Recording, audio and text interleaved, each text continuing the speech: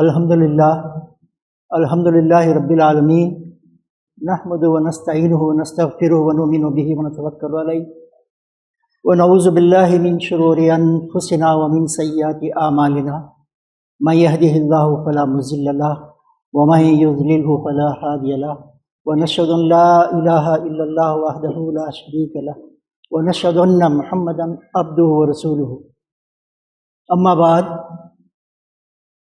قال اللہ تعالی فی القرآن المجید اعوذ باللہ من الشیطان الرجیم بسم اللہ الرحمن الرحیم یا ایہا الذین آمنوا ان تنصروا اللہ ینصرکم ویثبت اقدامکم۔ محترم حاضرین اور محترم خواتین، تمام تعریف اللہ رب العالمین کے لیے ہے جو اس عظیم کائنات کا اور تمام مخلوقات کا، ہم سب کا اکیلا ہی خالق ہے، سب کا مالک اور آقا اور سب کا پروردگار ہے، معبود حقیقی ہے۔ اللہ تعالیٰ کی بے حد و بے حساب درود و سلام اور رحمتیں اور برکتیں ہوں حضرت محمد مصطفیٰ صلی اللہ علیہ وسلم پر، آپ کے تمام اصحاب پر اور اہل بیت پر۔ اللہ تعالیٰ کی رحمتیں اور برکتیں ہوں ان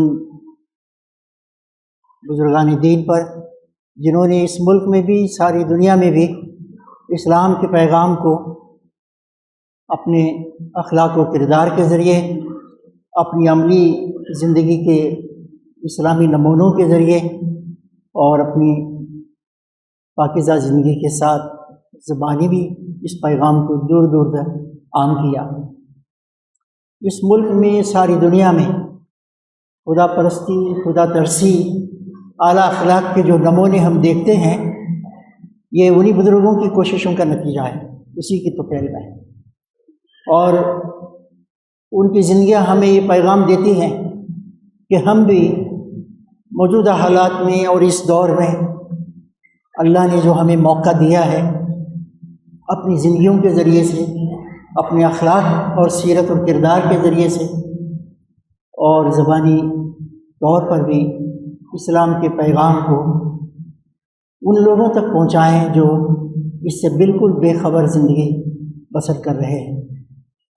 کفر ہے، شرک ہے، خدا کا انکار، الحاد ہے، خدا کی بغاوت اور نافرمانی ہمارے اپنے پڑوس میں، اپنے محلوں میں، آبادیوں میں، اس بڑے ملک میں ہر جگہ عام ہے۔ کروڑوں انسانوں کی زندگی اس طرح سے بسر ہو رہی ہے کہ وہ جانتے ہی نہیں ان کا خالق کون ہے، اللہ کون ہے، اللہ کی صفات کیا ہے، اللہ کو ایک ماننے کا مطلب اور اس کے تقاضے کیا ہیں، اللہ کے آخری پیغمبر کون ہیں، ان کا پیغام کیا ہے، ان کی زندگی کیسی ہے، ان کے نمونے کیا ہیں اخلاق میں، سیرت اور کردار میں، اور مرنے کے بعد کوئی زندگی ہے یا نہیں ہے تو وہاں کیسے کامیابی، نجات ملے گی، یہ بنیادی باتیں وہ جانتے نہیں ہیں، اور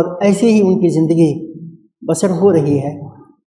ذرا سوچئے اسی حالت میں ان کی موت ہو جائے، نہ وہ ان خیالات سے توبہ کریں اور نہ پیغام حق کو، اسلام کو وہ اپنی زندگی میں قبول کرنے کے بارے میں فیصلہ کیے بغیر چلے جائیں، ان کا انجام کیا ہوگا۔ آج کے اس خطبہ جمعہ میں میں صرف حالات کے صرف ایک پہلو کو آپ کے سامنے رکھنا چاہتا ہوں، اور اس کے سلسلے میں ایک چھوٹا سا قابل عمل پروگرام بھی کہ ہم فوری طور پر ہم کیا کر سکتے ہیں یا کیا کرنا چاہیے ہم کو، اس پر کچھ روشنی میں ڈالنے کی کوشش کروں گا۔ پچھلے 8-9 برسوں سے ہم سب دیکھ رہے ہیں، اور اس ملک کے کروڑوں انسان بھی دیکھ رہے ہیں کہ حالات میں بگاڑ اور شر، ظلم و زیادتی اور بے انصافی بڑھتی چلی جا رہی ہے۔ اس ملک کے حالات صرف مسلمانوں کے لیے پریشانی کا باعث نہیں ہے، یہاں کروڑوں انسان ہیں، آدی باسی ہیں، دلت آبادی ہے، کروڑوں کی تعداد میں ہیں، اور یہاں اقلیتیں ہیں، عام انسان ہیں، وہ بھی پریشان ہیں۔ کسی کی سمجھ میں حل نہیں آ رہا ہے کہ اس کا حل کیا ہو سکتا ہے۔ خاص طور پر مسلمانوں کے لیے مسئلہ یہ ہے کہ انہوں نے آزادی سے پہلے بھی، آزادی کے بعد بھی انہوں نے بہت زیادہ جانی مالی قربانیاں دی ہیں، بہت ساری محرومیوں کو برداشت کیا ہے، لیکن اب ان سب کے ساتھ ساتھ ایک غیر معمولی بات پچھلے کچھ عرصے سے وہ شروع ہو گئی ہے، چل رہی ہے، پہلے بھی اس کا سلسلہ تھا۔ وہ یہ ہے کہ مسلمانوں کی جو اسلامی آئیڈینٹی ہے، شناخت، ان کی پہچانت، اس کو مٹا کر رکھ دیا جائے۔ اس کے لیے ایک ہمہ جہت ایجنڈا، ایک بڑا بھاری بھرکم پروگرام اور اس کے لیے بڑے منصوبے سب کام کر رہے ہیں، دن رات کام ہو رہا ہے کہ مسلمانوں کو کسی اور مذہب میں لے جانا آسان نہیں ہے، ممکن نہیں ہے، تو کم سے کم مسلمان کو مسلمان نہ رہنے دیا جائے۔ نام رہے اس کا، مسجدیں بھی رہیں، عیدگاہ بھی رہے، قبرستان بھی رہے، لیکن مسلمان نہ رہے۔ اس پر ہمیں خوف کھانے اور ڈرنے کا کوئی معاملہ ہی نہیں ہے۔ فیصلے جو بھی ہوتے ہیں وہ آسمان پر اللہ تعالیٰ کی طرف سے ہوتے ہیں اور وہی فیصلے نافذ ہوتے ہیں۔ اس ملک میں ہم نے خود دیکھا ہے کہ مسلمانوں کو مٹانے کی آوازیں لگانے والے، منصوبے بنانے والے اور بار بار اپنے خطرناک عزائم کا اظہار کرنے والے، وہ خود ایک ایک کر کے دنیا سے مٹتے چلے گئے، لیکن مسلمان اس ملک میں باقی ہیں، انشاءاللہ باقی رہیں گے۔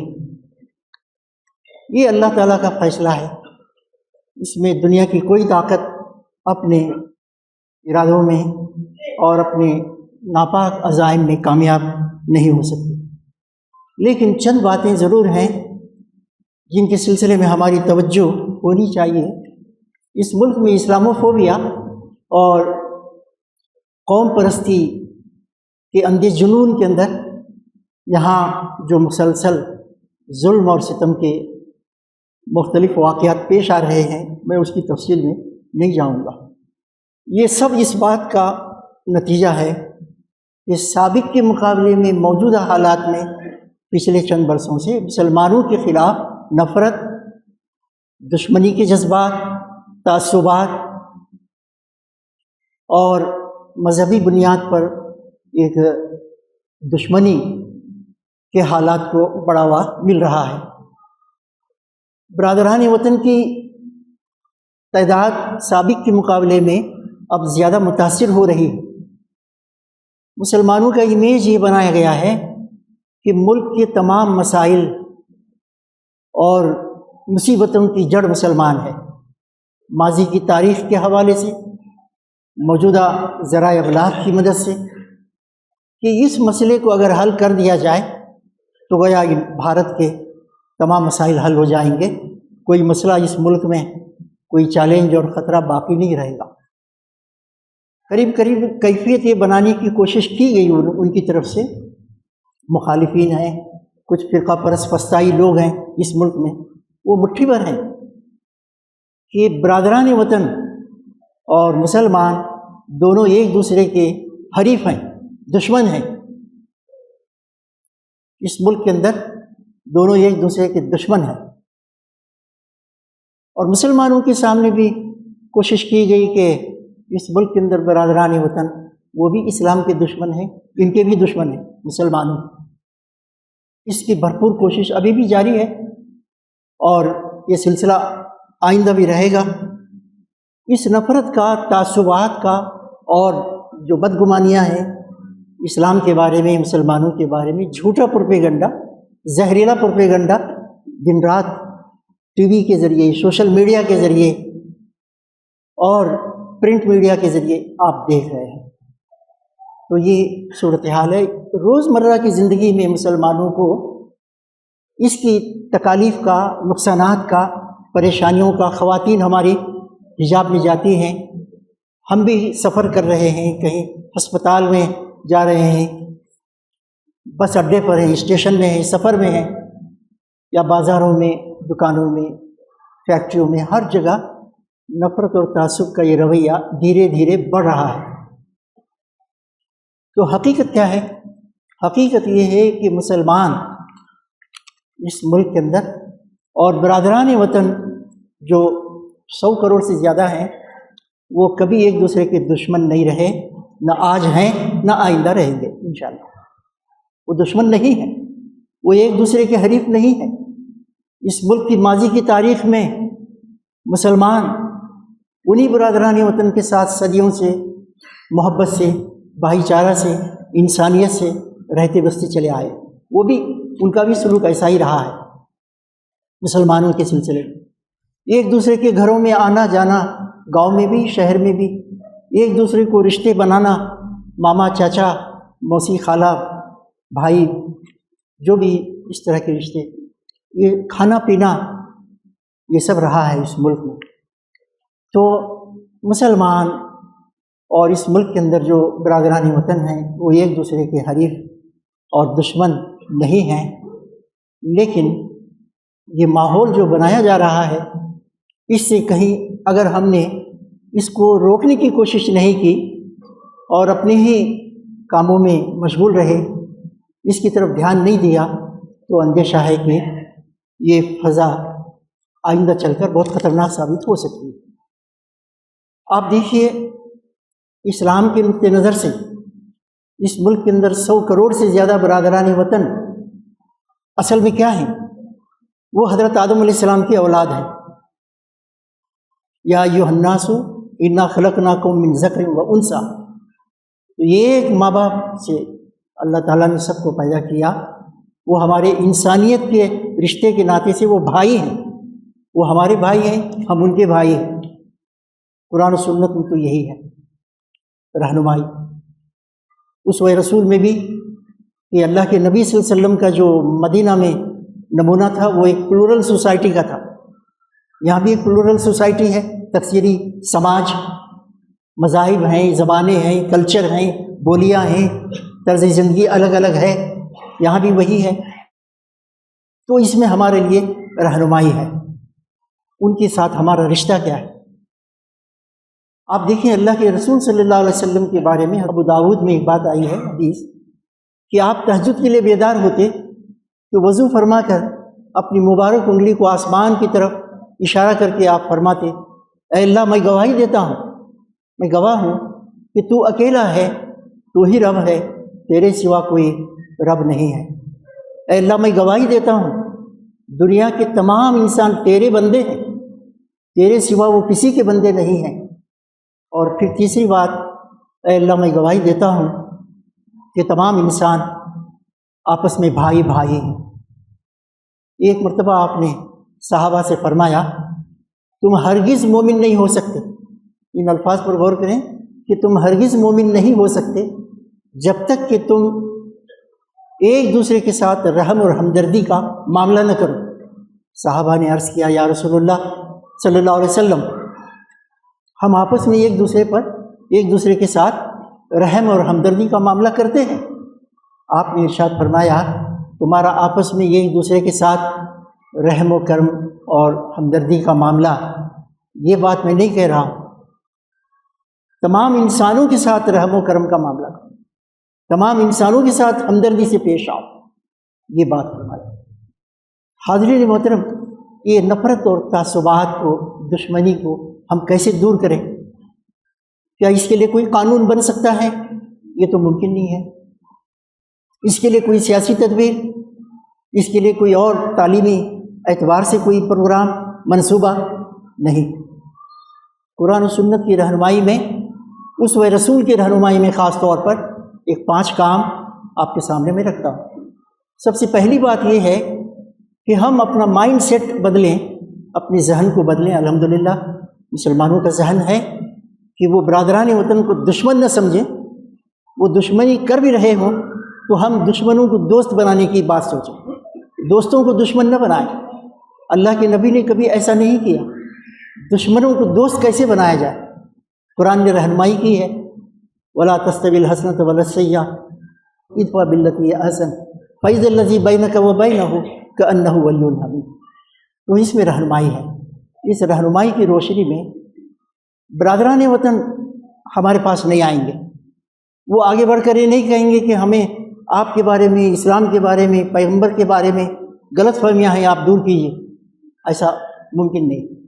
ہم پہل کریں، ہم آگے بڑھیں اور ان سے تعارف حاصل کریں، اپنے محلے میں، بستی میں، کام کرنے کی جگہ پر، جہاں بھی ہمارا برادران وطن سے ملنا جلنا ہو رہا ہے، ہم تعارف حاصل کریں، ملاقاتیں کریں، ان سے ٹائم نکالیں اس کے لیے، ان سے دوستی کریں، میل جول رکھیں اور تعلقات کو مضبوط بنانے کی کوشش کریں، اور یہ سلسلہ مسلسل چلتا رہے، افراد کے ساتھ بھی، ان کے گھرانوں کے ساتھ بھی۔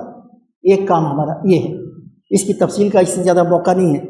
ہمارا دوسرا کام یہ ہے، ہم بہترین اخلاق سے پیش آئیں۔ رسول اللہ صلی اللہ علیہ وسلم کیسے پیش آتے تھے یہ ہم معلوم کریں، سیرت کی کتابوں میں، احادیث میں، قرآن میں۔ ہم اس طرح سے برادران وطن کے ساتھ پیش آئیں، روزمرہ کی زندگی میں ان کے ساتھ اچھا سلوک کریں، ان کی کچھ زیادتی ہے سو اسے عفو درگزر سے کام لیں، اور جذباتیت سے، بیجا جوش سے ہم بچ کر رہیں۔ ان کے مسائل میں دلچسپی لیں، ان کی خوشی غم کو ہم شیئر کریں۔ تیسرا کام ہمارا یہ ہونا چاہیے کہ ہم پیغام اسلام یا پیغام حق کا تعارف کرائیں۔ اس کے موقع ملتے ہیں بات چیت میں۔ ہم مسلمانوں میں جو لوگ بھی پیغام حق کو پھیلا رہے ہیں وہ خوب جانتے ہیں کہ ملاقات میں کوئی نہ کوئی گفتگو ایسی آ ہی جاتی ہے جہاں قرآن کی کسی آیت کا ترجمہ ان کو سنایا جا سکتا ہے، جہاں کوئی حدیث کا ترجمہ ان کو سنایا جا سکتا ہے، یا رسول اللہ صلی اللہ علیہ وسلم کا کوئی چھوٹا سا واقعہ ان کو بتایا جا سکتا ہے۔ ان مواقع سے ہم بھرپور فائدہ اٹھائیں۔ تو پیغام حق کا تعارف کرانا وہ جانتے نہیں بالکل، تو یہ کام ہمارا تیسرا کام ہے۔ چوتھا کام ہمارا یہ ہے کہ ہم باتوں میں غلط فہمیوں کو دور کریں، اپنے گھر پر ان کو بلا لیں، عید کے موقع پر میٹھا پلائیں، ان کو گلے لگائیں۔ خاص طور پر آپ دیکھیے 40-50 کروڑ دلت اور اوبیسیز اس ملک کے اندر ہیں، 10 کروڑ آدی باسی ہیں۔ مسلمان ایسا سلوک کریں گے تو وہ خوش ہو جائیں گے، بہت متاثر ہوں گے۔ اور اس کے ساتھ آپ دیکھیے آخری بات، ان کی خدمت ہم کریں، بے لوث خدمت کے نتیجے میں وہ ہم مسلمانوں کو اپنا دشمن حریف نہیں خیر خواہ سمجھیں گے، اور خیر خواہی کے بعد جب ہم اسلام کی کوئی بات رکھیں گے وہ قبول کرنے کی پوزیشن میں ہوں گے کہ میرا خیر خواہ مجھ سے کہہ رہا ہے، میرا دشمن نہیں، حریف قوم کا کوئی فرد نہیں، میری بھلائی چاہنے والا جو میری خدمت کرتا ہے یا جو مجھ سے ملتے رہتا ہے، مسائل میں دلچسپی لیتا ہے، وہ مجھے کہہ رہا ہے، تو اس کی بات میں وزن ہوگا۔ تو محترم حاضرین، خلاصہ یہی ہے، اس ملک میں ہم اپنی دنیا الگ سے نہ بسائیں، یہ نہیں چل سکے گی۔ میں ریپیٹ کر رہا ہوں، اس ملک کے اندر 20 کروڑ مسلمان، ان کی 4-5 کروڑ فیملیز، برادران وطن کی دنیا سے الگ دنیا نہ بسائیں، ان کی دنیا میں رہ کر اپنی جگہ بنانے کی ہم کوشش کریں۔ اسلام اس کی رہنمائی کرتا ہے۔ تاریخ بتاتی ہے جنگ احد میں 5 بڑے بڑے سردار جن کی قیادت میں احد کی جنگ لڑی گئی، وہ پانچوں کے پانچوں اسلام لے آئے۔ حضرت خالد بن ولید، حضرت اکرمہ بن ابی جہل، حضرت عمر بن العاص اور حضرت عبداللہ بن ابی رویہ اور امیہ بن ایک صحابی، یہ پانچوں جنگ احد میں مسلمانوں کے خلاف لڑ رہے تھے، وہ پانچوں کے پانچوں ایمان لے آئے۔ اور ایسے سینکڑوں واقعات ہیں۔ اللہ تعالیٰ سے دعا ہے کہ وہ ہمیں موجودہ حالات میں نفرتوں کو، تعصبات کو اور بدگمانی اور دشمنی کے یہ ماحول کو بدلنے کے سلسلے میں قرآن و سنت میں، اسوہ رسول میں جو پروگرام ہمارے لیے مل رہا ہے اس پر ہم فوری طور پر عمل کریں۔ کوئی لمبا چوڑا پروگرام نہیں، اور یہ پروگرام مکمل نہیں ہے، ایسا نہیں کہ اتنا کر دیں تو سب ٹھیک ہو جائے گا۔ ایک چھوٹا سا پروگرام، ایک جز ہے، یہ ایک بڑے پروگرام کا ایک جز ہے۔ اللہ تعالیٰ ہمیں اس کی توفیق عطا فرمائے۔ ربنا تقبل منا انک انت السمیع العلیم وتب علینا انک انت التواب الرحیم برحمتک یا ارحم الراحمین۔ ہیں۔